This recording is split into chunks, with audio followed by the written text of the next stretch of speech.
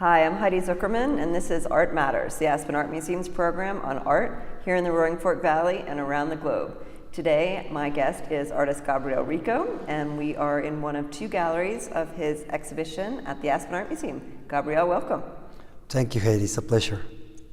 So right before we went on camera, we were talking about how this show kind of came to be, and you were talking about its organic nature and how it was kind of like a conversation.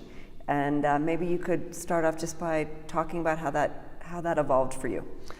I feel like I received the first time I heard that you like my work. It was it's come from Arizona, and then continue with a show I have in New York with the Perotan Gallery. And in that shows I decided to use to show some pieces with taxidermy. So that's a very clear line for me to start a conversation with you and your curatorial line.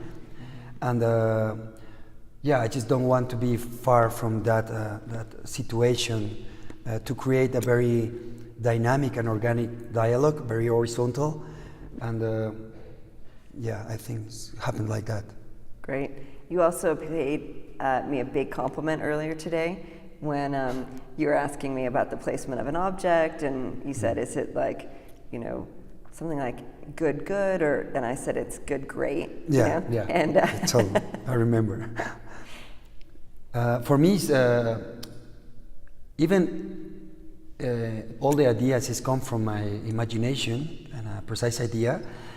I really need to hear your point of view, because you know the space, you can recognize your scale in the space better than me. So it can be clever for me to receive some ideas from you, and that's very normal in my practice. Like I really want to listen and then decide where's the best place to display here the animals, and in the other gallery the many objects we have in the whole floor. Great.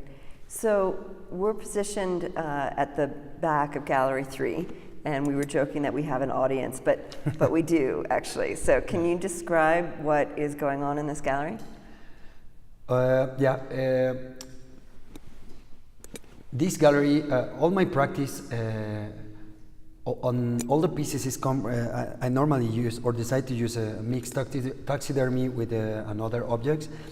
Is aware about how the nature can enjoy his own beauty without the humans, and so all this room is refers in that possibility. So we have I think it's a black bear in the beginning, and then it's a deer, and then it's a javelina, and then it's a fox, and then it's a beaver. But all the animals is apparently look us, but no, they are look to the sun behind us. Mm-hmm. And of course, the sculptor is mean about the sun. It's just the first impression from the shape, but can refers to the human creativity and how the creativity affect the landscape from, for example, in this beautiful spot we are now in Aspen, and how the wildlife can combine with that affections. And affections is very deep in the geometry. For example, we use the geometry to define this space, our daily life, and how the animals and the animal world can combine with the geometry, or even if is that an option or not. So I was thinking about the fact that all of the work in this gallery, and almost all of it in the other gallery as well, everything's on the floor. Yeah. And so this work, in particular, in addition to the taxidermied animals that you listed, it's filled with these pine boughs, right? Yeah. And so it has this incredible smell. Beautiful.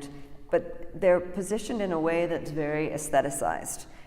So they're around the animals, but then there's a kind of an undulating form around the perimeter of the space. And And so it has this incredible mix of like modernism, right, which is like the white cube, the white box, the place for this presentation of art, and then nature and the natural with the animals and the pine. So it's for me it's very easy to see. I mean, just forget that part. My exhibitions in the museum. This is my major exhibition in US, and I think in my life. And the museums, I'm sure, they don't want to just show individual pieces for sale, because it's not the idea. So in this precise intervention, I just decide to push my limits and to push the limits of all the gallery, and to try to create like a kind of history, like a kind of fable, And it's like if you see all the pine branches, all the pine leaves, it looks like it's coming from the corners. Yes. Invade the space. It's like if the nature want to come inside these magnified, pure spaces like the white cube, and how aesthetic can be this invasion. And that's it. I love that. And so they're positioned to look at the sculpture on the wall. Yeah. And you talked about it being a sun, and the sun as a kind of metaphor also for human creativity, and but the sun also, of course, is how we get our light, and light is also inspiration and transcendence, life. Right? And the creative force or the creator. Yeah. So talk a little bit, if you will, about some of those philosophical elements, because I know that's a big part of your practice as well. Yeah. First of all, I really want to produce art pieces, even if you don't have a very deep background in the artwork, you can feel it. So for me, it's very important to transmit the magnificent idea to be part of the nature, like the prodigal son. We have the capability to be aware of our existence and about our position in the nature, like that, like the prodigal son. We need to take care of all the earth or our planet, and just don't forget we are in the same ship, in the same boat with these amazing creators. The other part, the creativity is the only way I found to project myself into the reality and to transmit my feelings with the other human beings, even without the human beings, with the other creators. So my creation is coming from very basic questions, like if possible, for the animals join or enjoy the geometry shapes or the suns. They enjoy the snow time here in Aspen, or if you are in the desert, because it's the other topic there in the other gallery, they can enjoy the fresh air in the morning, or it's just like an idea of our mind. It's very powerful if you think can happen. So this object behind us has a stick. And I know that when you were here in August, you went out kind of exploring in nature, and you were collecting some elements of our natural environment. Is that stick from here? No, actually, I just, you have a very strict size for a bag you can take care with you from one place to another. So the last time I just can collect rocks. Right. They are part of a few works now around the globe, and that's a very amazing part. But I have that. It's not a problem, but can be a problem because I really like to collect natural objects and and other kind of objects related with the kitsch culture. But it's a very nice question for you, because this sculptor start with that branch. So that branch define the diameter of the mirror, and then define the neon diameter, and then I found that beautiful basaltic rock uses in Mexico to crush the corn to make tortillas, and then I just complete with this beautiful brass rays like of course represent the rate of light. So it's like if you open your mind and you just start with the branch, and you have a very clear idea how you can develop a piece. You can start even from a branch like that, or even from a rock. That's normally my process start. So in my studio, if you remember, I have a huge collection of rocks and branches. So, and I have these long tables I use to display all these elements, and then start to create a balance and equilibrium, aesthetical, of course, and let's see if it's good or not. Yeah. So that's an important point about your work, is that it's a combination of natural elements, found elements, and then things that you fabricate to kind of connect them together. Yes. For me, this is it's a beautiful job, and I need to respect the job like that. So I really like to create and to fabricate new objects and mix between the objects I found, and then create new artworks. Why? Because for me the creativity need to be like a discipline. Of course I can use just found objects and they are beautiful, but now in this point of my career I feel I feel like I'm free to do whatever I want to complete the idea. I decide to use warm materials like brass and like ceramics, far from the another materials. Even the neon is a gas. So it's a warm element. Even if the neon look like cold because the light is coming from a very simple reaction, and it's not a high technology here. It's just convert electricity into light. That's it. So you made reference to your studio, which I was really fortunate to be able to visit in Guadalajara. Thank you. The other gallery that people aren't seeing in the TV show, but will come, they'll see when they come in person, is filled with ceramics. Yeah. And those were fabricated in Guadalajara as well. Yeah. So can you talk about that process of making the ceramics, and then we can talk more specifically about what the objects are. Super.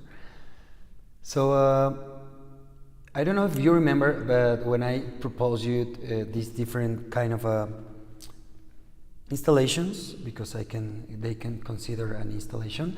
So I want to do a very local installation like this. I use only local animals, local pine trees, and just mix with something I bring with me from my country, from my studio. And the other one is I just want to do the same, but with elements I fabricate in the ceramic factory in Guadalajara.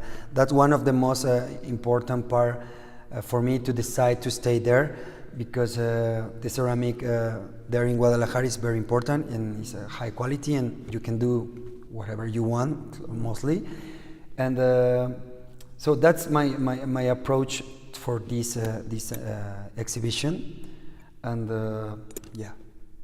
So the installation in the other room has a few kind of large, significant forms that come together. Yeah. Mostly they use the cactus, and they're different types of cacti, Yes. different ages, different colors, it is. And you're creating a desert form. So here, where we have the pine on the ground, there we have sand on the ground. Yeah. But in a way, there's a relationship here between, the five objects, which are the animals, and there we have the 3 cacti, no, 4 cacti, Yeah, 4. and the skeleton. So, Yeah. is there a mathematical relationship? Is that considered? Is that unrelated? You touch a very important point. I don't like the basis for my work. I just like to use the floor like a base. For me, it's very important to just be clear with the sensation of the artwork. So for me, it's very obvious to cover the basis with natural things like branches or even sand. The next point is both ideas coming from a very the books I just finished to read the last year. One is talk about even the title of the show is related with one of that box. Is talk about the discipline of the cave. Is propose or suppose the Platonic idea of a cave, the Platonic cave, and taking a word about that. So here in this gallery, you can feel your body. Okay, let me start from that gallery because the people is coming from there. Yep. In that gallery, my idea is to project myself in the objects. Why cactuses? Because I'm growing in the starting point from the north of Mexico, so the cactuses is very around all my childhood. So in this ontologic idea to define an object, for me it's very important the game when you start to define something in front of you. So it's like you project yourself into that object, and then the objects project his own self into you, and you create like a dichotomy of a new object, and that object can be solid or don't. So in that space, that's the idea. How you can destroy your humanity, project into the nature, and be empty. That the skeleton point, like all the skeleton have a golden bar and a few elements in the floor. They are seed and a Mickey Mouse hand, kitchen globe, and it's a honeycomb in the head. So it's element related with my life, but because it's not like an egocentric idea, it's more about contemporary human daily life. And a sausage in this part, and it's like how you can project your own self in your daily life, in the objects is around you, like that, and then you can come in empty. And then you can start to feel your lungs again, because the smell, you can just walk more slow because you need to see the other animals. And then when you can come just where you are, and then you look into the audience we have, you can be in the middle of something and you can see all the animals look at you, and you can just feel you full again. That's the only way. They are related. Both galleries are related. Yeah. So some of the elements in the first gallery are a Coke bottle, a green leaf. Yes. A piece, like a steak. It is. Right. Yeah. Some letters. Yes. Some dice. Yes. So, do they have meanings? Yeah. They have meaning. The leaves are related. Is related with our relation with the nature. It's coming from a very similar leaf growing in the tule tree in South America, even part of north of Mexico. The dice is talk about how lucky we are to be here, to be live, and actually the dice are not a perfect cube, because I don't believe in the perfection. So there's more like it's not a cube, it's a rectangle. Then the stake is like the channel where the magic can be in our bodies. The bone is the structure of our bodies, how we can deal with the gravity, and that four forces just control our universe. And the Coca-Cola bottle refers about the human capacity to manner the matter, just to create new things with the matter, to transform the matter into from sand to glass. And then it's not about the Coca-Cola. Even the Coca-Cola is not more a soda. It's more like a symbol of our contemporary society. So it's how powerful we are to convert just normally matter in a science from our contemporary society. And the aesthetic, the letter, is the first letter of the aesthetic work. So it's a come from the Latin. And why aesthetic? Because my work is related with aesthetic. Mm-hmm. Okay. So you made reference to the title of the exhibition, which references the cave, and you also talked a little bit about Plato and the search for knowledge. And I think one of the unifying ideas in the books that you reference is this notion of transcendence, right? And how when people are trying to use language to describe our humanity and our interaction and with each other and with nature and with objects and with food and consumer culture, that if that idea of the transcendent isn't prioritized, that it's always going to be not enough. It's a good one. For me, it's super incredible how the good ideas can transcend the time. We can just break the time and just travel into the space without the time. So the transcendence, of course, is important because all my work just talk about this precise moment in our history, even without the human history in the universe, the history of the universe, and how aware we need to be about our position like humans. That's. I mean, I know I tell you this repeatedly, but it's very important for me to be very aware about how deep we can affect the history and the time and the space without actions, and with our actions. Sorry, and the